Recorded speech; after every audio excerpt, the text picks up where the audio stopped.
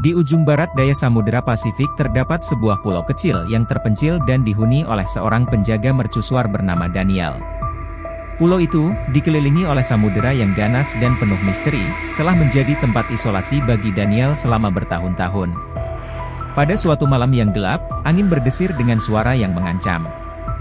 Daniel duduk sendirian di dalam mercusuar, lampu merah menyala dan berputar-putar di langit gelap.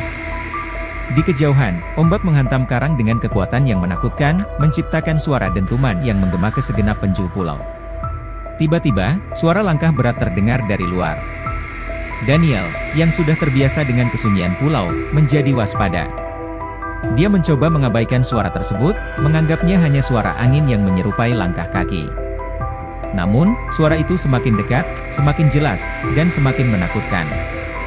Dengan hati-hati, Daniel keluar dari mercusuar, langkahnya gemetar di antara gelapnya malam. Ketika dia memandang ke arah asal suara, dia melihat bayangan yang gelap mengintip dari balik pepohonan yang rimbun. Tidak mungkin, gumam Daniel pada dirinya sendiri, tidak mungkin ada orang lain di pulau ini. Namun, bayangan itu semakin mendekat, dan Daniel merasakan kehadiran yang ganjil mengelilinginya. Dia bisa merasakan napas dingin yang menusuk tulang, seperti sentuhan kematian yang mengintai di kegelapan malam. Tanpa peringatan, lampu mercusuar tiba-tiba padam.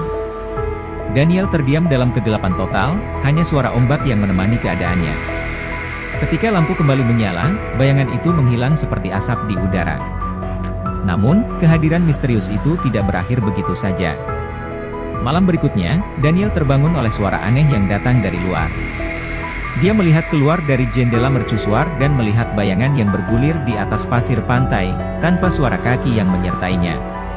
Tak lama kemudian, Daniel menemukan catatan kuno di ruang bawah mercusuar yang menjelaskan tentang roh penjaga lama yang terdampar di pulau ini pada abad ke-19. Konon, roh itu tidak pernah menemukan kedamaian dan masih menghantui pulau tersebut hingga hari ini.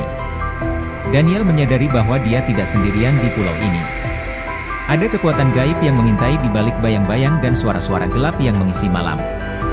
Dan dari saat itu, Daniel tidak pernah lagi merasa aman di pulau tempatnya menyendiri. Mitos-mitos tentang roh-roh penjaga mercusuar yang hilang, dan kehadiran misterius di pulau itu menjadi bagian dari kisah yang tak terlupakan, melekat dalam ingatan siapapun yang mendengarnya.